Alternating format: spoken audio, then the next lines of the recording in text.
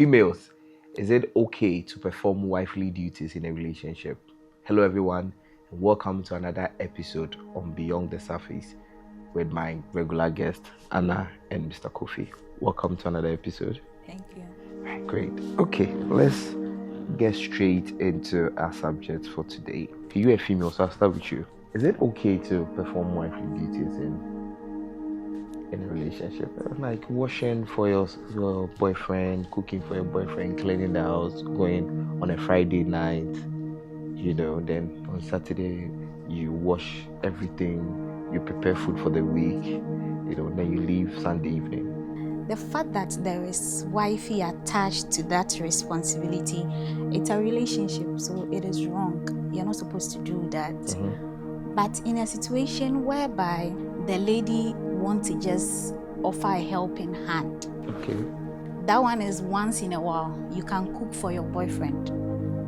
That one, you're not doing it because you are expecting something in return. It is your free will. I don't find anything wrong with that. Okay. Yes, because you're not doing it expecting to get the ring. This is a relationship. You will be happy that at least the relationship, the goal is for it to end in marriage. Mm-hmm. That is the goal. That's the reason why you guys are studying each other. But things can go sour, okay? It's not the fact that you've chosen this particular person is automatically, it doesn't mean that you guys are supposed to end together. So in that situation, you can do things for him on based on your free will. So you can cook for him based on the lady's free will, not as a form of a responsibility that you've taken on yourself to do it. It's once in a while. In the same way, the lady is not in the position to also ask for help, like you can ask for help though, but it depends on the intention behind it. The wifey duties. If you do wifey duties, that means you are receiving some husband kind of. So with that one, the name on you is your dad's name. So you are your family's responsibility. You are not your boyfriend's responsibility. Okay. So you cannot also ask for family responsibilities from your man. Okay. Like school fees, like clothing, food and all that. You can't ask that from the moment you ask something like that, and the person gives you that help. That one to the person, we will term it as the person is also doing it from his free will. It is not his responsibility. But once in a while, maybe you need help, and then you ask your man that, oh, I need help with this particular thing. So that one, it is free will. It is not the guy's responsibility. Neither is your responsibility to take care of but you can cook once in a while for him to enjoy. Out of your free will. Free will, not because you want the ring. All right, so Kofi, what are your views on this? When you were courting, during your relationship, did you receive any wifely duties? For me, when you really start seeing wifey duties, it's more like it's a mandate on you, or it is your core responsibility or your key responsibility to actually do that particular thing or carry that particular assignment. So the moment you are in a relationship, it is wrong if you are tagging it as a wifey responsibility. It means that you are actually embracing that responsibility. I mean, practice makes man perfect, so That is how you want to execute it. Per your motive and understanding what you are doing. Because the very moment you begin to do that, and to you or to whoever is watching, cast as a wifey duties or whatever, it's a mandate in you to continue keep doing it. yeah. Whether you are ready or not. As far as it's time to do it, you need to do it. So, but if you know you are not ready for that, then it is wrong. Okay. But where in a relationship, you look at some of the expectations of a wife, right? Mm-hmm. Then that is where you are trying to create the borderline. That this is not my responsibility as far as relationship is concerned. But within our journey of getting to know each other, I come around, I feel like, oh, I can help you do this. Let's do, we go away. That you don't tag as your key responsibility.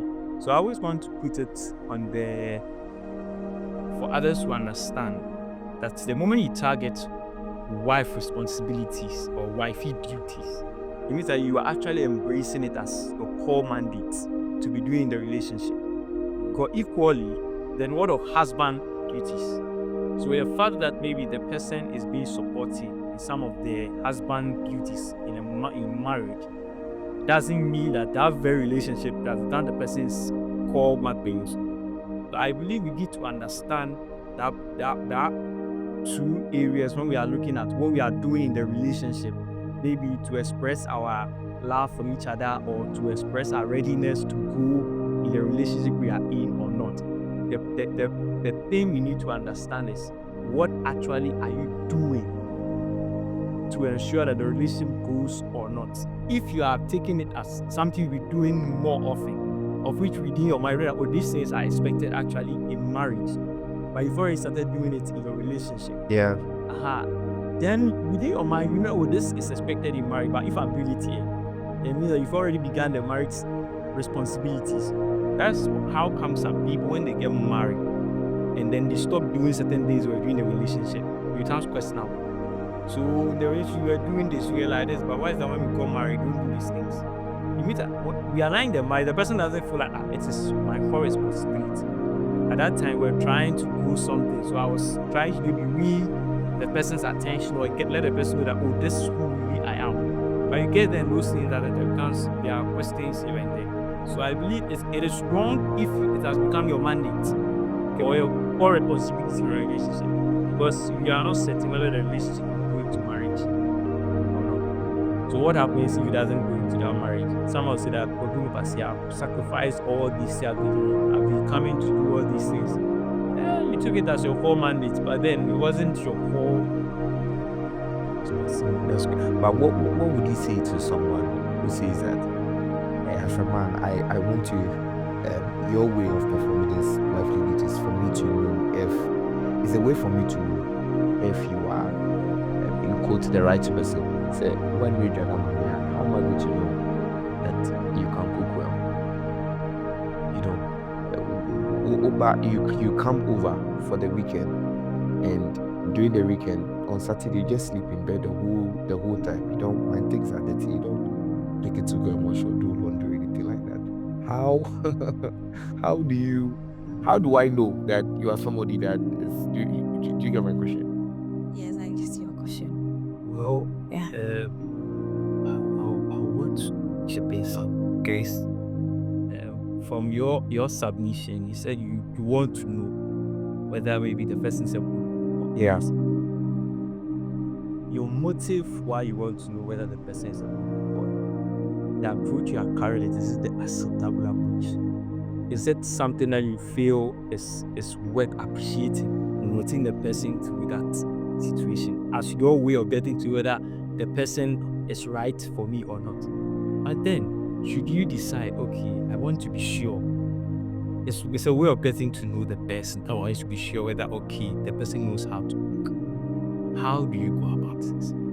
It's what also determines whether out of the person's free will or whether the person actually comes out to do what you're expecting the person to do. The person also appreciates what you've actually gone through. But if you are like, oh, and I'm back when you're bad, when you're so bad,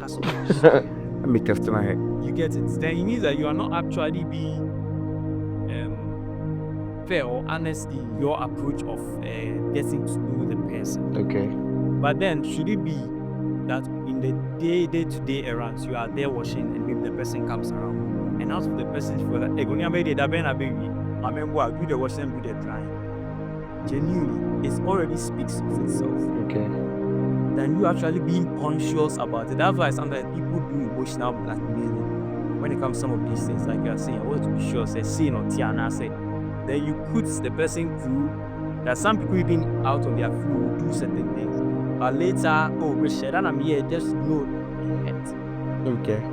It's it because maybe the person might in their own right way when it have even gone that extreme to Yeah. be out of what he or she feels. I want to do this. So sometimes it's very dicey when you want to try that approach with people. And are you gonna add something too? When you are in a relationship with someone, like I'm talking about a responsible relationship where you visit her, she visits you in your house, like your family house.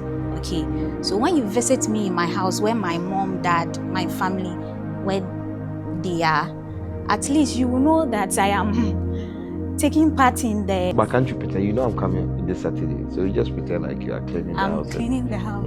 Yeah, you know, cleaning, cooking, and all those short chores. That is our basic, is our daily life thing. Provided maybe there are exceptional cases. Yeah, very, but very. that's what we do. Even the man, he cooks in his house. He was living before he met me, so definitely you were eating, you were cleaning, you were washing your clothes and all that. So when you visit, definitely you will know. Okay, you will know. When you visit me in my home, you will know that I have taken part in all those things. So there's no need for you to keep your clothes in your house and then expect me to come and wash it for you as a form of you testing my abilities. No, that one I will fail. But this, because I'm not going to do that. But this thing about testing your partner to see, like you want to see Aquari, let me test that thing. Is it really advisable? It's because we want to be sure of whoever you are engaging or whoever you are actually getting along with. But as I mentioned, we need to be intentional about getting to know the person too. But the approach you carry it out is what defines whether it is worth doing or not. Okay. Because I should believe, like she's saying, maybe she stays with the family. And parentage, you want to know how she carries herself about when it comes to house chores and stuff. You visiting within your mind is something you are looking forward to see signs. But she would not know. That is maybe part of your visits. Yeah. You get it. It is your observation. Sometimes you can even find a way of, personally, I can even chip in a conversation with them. Hey, make sure they up kitchen now. Like, that is me. I always find, someone will say, you play too much. I find things just to make fun about, then get people's response. Just go, okay, maybe she's the type who always likes being in the kitchen. Maybe she doesn't like working on, let's say, okru, or like, find things just to get an understanding of who the person is. That doesn't actually conclude a picture that the person actually is a good cook. Okay. You get it. At other times, you can be conscious of getting to know. Oh, maybe you'll be there. Oh, I'm on my way coming around. Are you home? Yes, I'm there. But let's see if this lady can actually cook. Get the things ready yourself.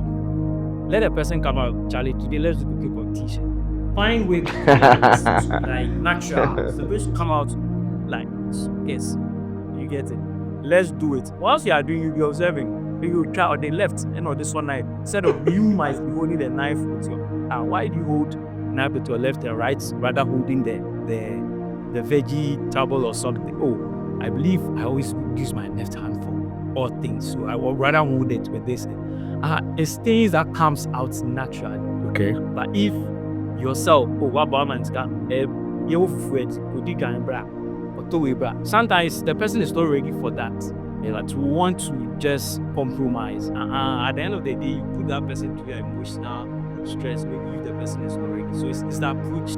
The approach to it you handle. And how you go about it. Someone, if I'm comfortable, I'm scamming comfortable. Someone is like that.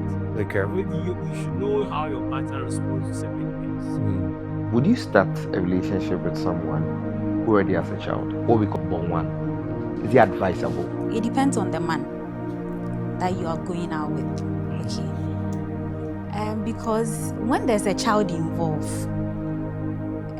it's really complicated. Because you need to study your man, whether the man is grounded. You have to analyze the situation. Okay. Whether the child involved is a teenager, whether the child involved is a fresh baby. Because I don't expect somebody who has a child, provided the mother died, to propose to another woman. Like you have a month-old baby and you are proposing. It's like you've moved on so fast. That is a question mark. So you need to check the child involved, whether the child is a teenager, whether the child is maybe a year old or 2. You need to analyze those things, and you know your man. You know whether he is grounded or not, because there are some men that they can spend some days with their baby mama, but they are in a relationship with you. Okay. They will just use that as an excuse to go and sleep with the same person that they say that they are done with. So the baby mama issue is quite a lot. And when you are trying to get into the life of a teenager too, it's really difficult.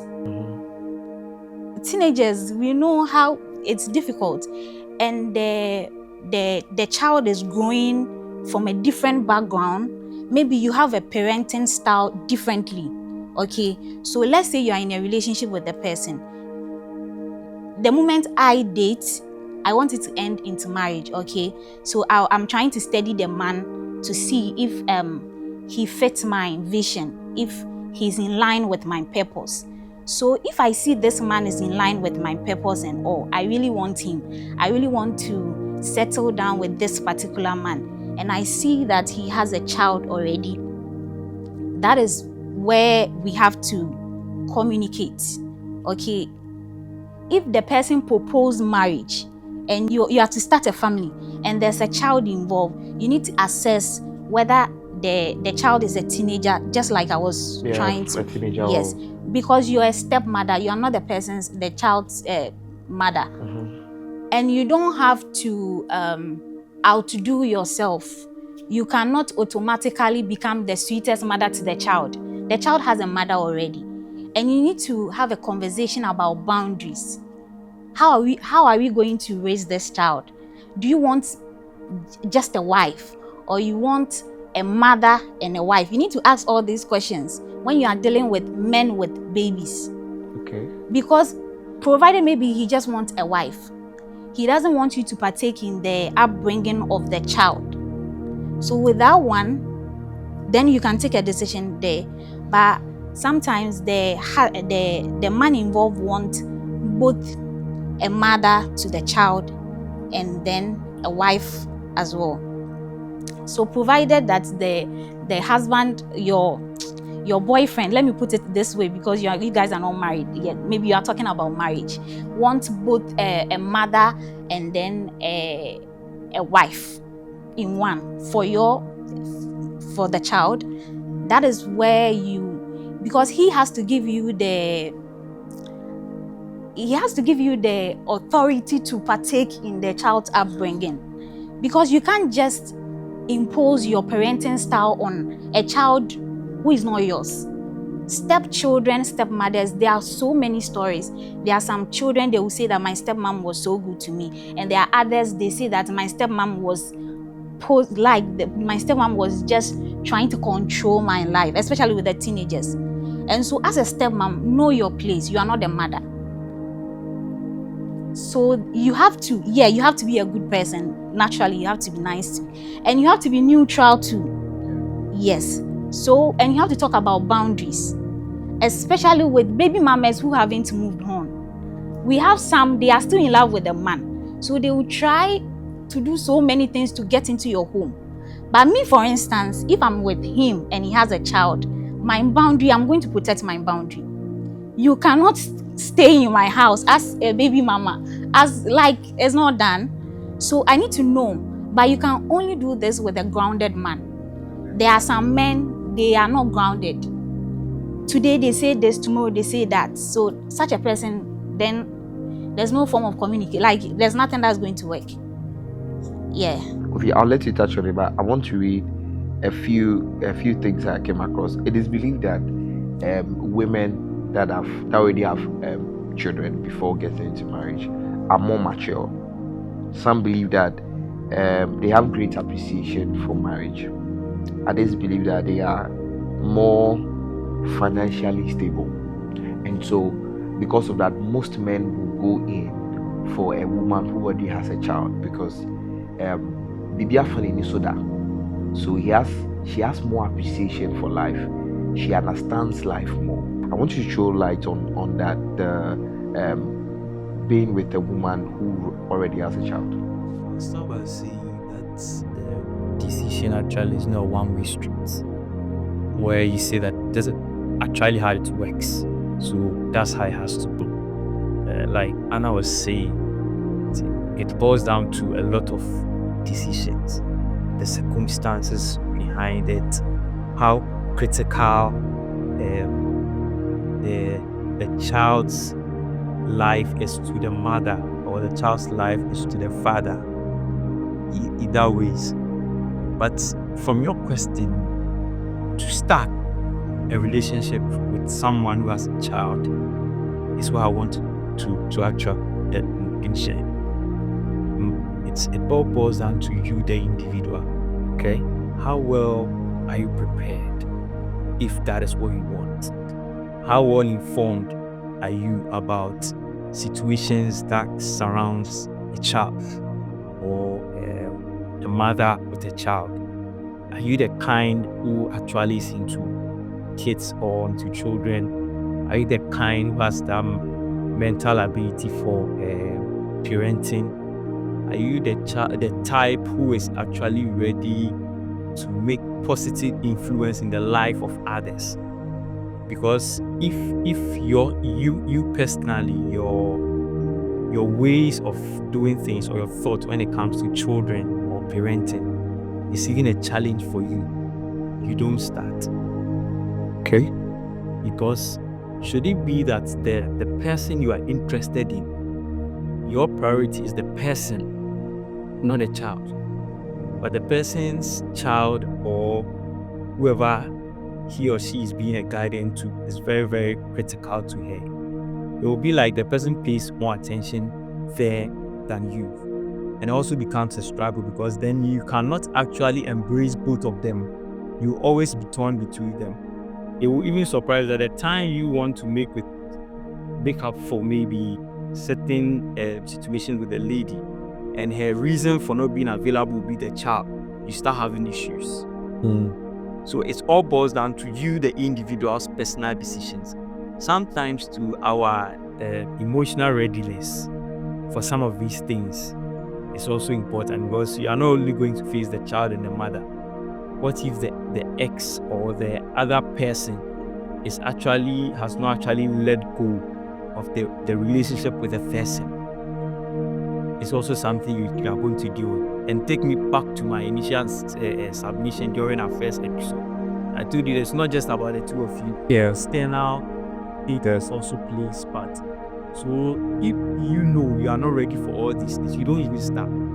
Because it's even beautiful that when you start, so you get to know someone and you're actually eager to know more, and the person opens up that, oh, this is who I am. This is what actually it is for me. I have a child, I have this. It should even be a blessing that you are even aware for you to decide whether you are going or not going. Because there are some, they are like, oh, it shouldn't be a problem, or I can manage it. Because he or she knows what he has seen in the lady, that is why he's still interested.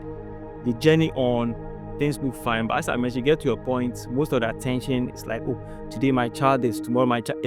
It sounds a problem for you if you're actually not ready for that. So that is one aspect. Some people, on the other hand, from what you shared, are ready to take up whatever that happens. Because within their mind, they also believe, okay, this person has been with this child, if it's not like a toddler, or maybe the person has gone to the teens. So over these years, how has she been able to manage taking care of this child all this while? Okay, it means that she has grown some level of maturity when it comes to child care or being responsible as a parent. So, okay, the person is in a circle of experience when it comes to child care. So, okay, I think that's the kind of person I want to be with. Okay. So you then want to start a relationship with someone in that space, whereby the focus is that you're actually going to have a person who can take care of both of your kids, even if you end up having. So that is where some people look at the maturity when it comes to a woman or a man with a child, and mostly look at a journey both of them have gone through alone. Okay, taking care of the person. I'll use myself as an example. My married my mother when my stepbrother was actually there. Okay. But to the glory of God, everything that surrounded the journey never looked like there was a stepbrother or it wasn't my father's son. Yes. My senior brother married. He has 2 kids, but he never named them. He never gave them his surname. He bear my father's surname. Okay. So it has always been the mindset about I wanted him to also go in this life. I want to make a positive impact in his life. So the focus, my father's focus had been making positive impact in every child that comes to. And the beauty of it is it wasn't just like the children he had cousins and other relatives who were like young when my father and mother brought them to their home. They were of my mother's side. They stayed, they grew up. When they get their job, they move, another person comes. So like our home was like a pass-through for every young person who came around. And these people had parents. But the question is, why are they not with their parents but they are with, is because the home that they created was a place to make positive impact in the children, because we want to have a home where we raise a generation who fear God, a generation who are ready to also make impact in others, reach out to each other. So it boils down to your personal decision. Okay, let's end it with this last one. What's the craziest thing you've done for love? On a normal day, before I enter into a relationship, there are certain things I need to mark on my checklist before I can accept someone. But there was this particular guy I was so interested in. It's like a crush. I was having a crush on the guy. And then it's like the guy is the red flag. There's nothing on my checklist that the guy passed, not even one. But I was so much interested in the guy. And I was like, what is happening to me? And do you know the funny thing? The guy wasn't interested in me that much. And so I was just giving him an ample time to just consider. An ample time to consider you. And with that, it got to a time it's not like I accepted another person in my life. I was just wasting time. And I was just waiting.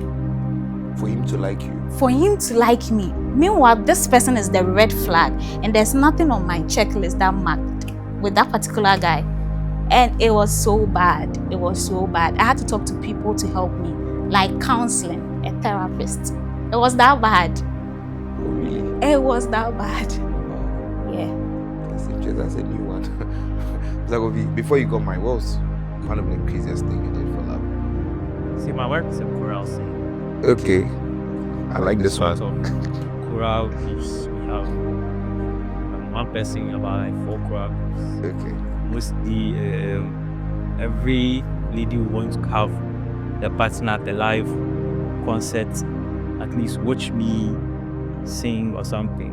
Though most of the time she wasn't the one leading the song, but this time around, anytime she gave me an invite, wow, come. Okay. She always say, you play too much. So when I'm serious about something, it looks like I'm playing, so you don't even take it serious. But then I felt at a point like anytime I'm given an invitation, you're not. I go show up, I give excuses. But as at that time, I had not actually understood whether I was ill or not. But now the invitation was not coming, and I felt like, Charlie, like the girl bore me. So with time, when I now developed much interest in her, there was this irritation. After sending it, she felt like this guy can not even come. And funny enough, that one too, I planned that I would go. But that very morning, I got a call. Some side jobs, so I had to go to Takari. So that morning, I had to skip church because of the job thing. And I called her, can't make it. The cause of the job, I was like, Charlie, Sunday, I have to be something. And the options I had, I need to Accra, so the class or by flight. So I was thinking through, and I said, okay, I'll go by flight. And I did the checks. Like you are seeing, it's kind of cool. But then I thought of the other side, just put a smile on the person's face. Yeah. But I was thinking of like, oh, you need to not some far. Now you're Anything.